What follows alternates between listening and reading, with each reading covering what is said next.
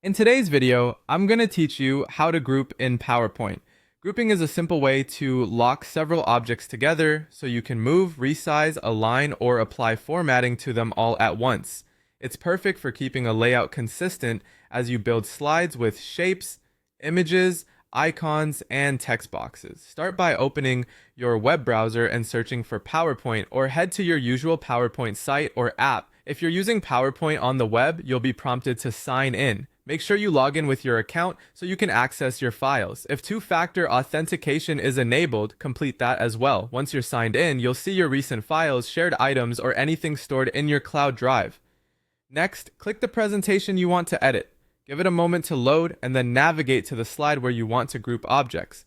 It helps to switch to normal view if you're not already there, so you have a clear canvas.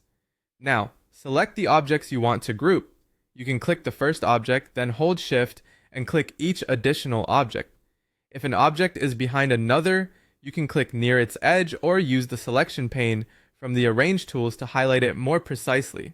Make sure you only include items you actually want grouped, like shapes, images, and text boxes. Placeholders and slide backgrounds can't be grouped, so focus on standard objects. With your object selected, right-click on any one of them to open the context menu. On the menu, look for the Group option. Hover over it to expand the submenu, then click Group again.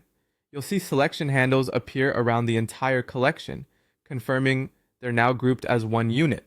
From here, you can drag the group to reposition it, resize it from the corners to keep proportions, or apply formatting like fill color, outline, effects, or animations in a single move. If you need to fine-tune spacing, align the group to the slide using the Arrange options, or nudge it with your arrow keys for pixel-level precision. A few quick tips to make this smoother. If the group option is grayed out, double-check that you've selected more than one object and that none of them are locked or part of the slide background. If you ever need to adjust something inside the group, you can temporarily ungroup later, make your changes, and regroup. This won't affect your slide design. When you're done, save your presentation so the changes stick. That's all there is to it. Grouping in PowerPoint makes complex layouts easier to manage and keeps your slides clean and consistent.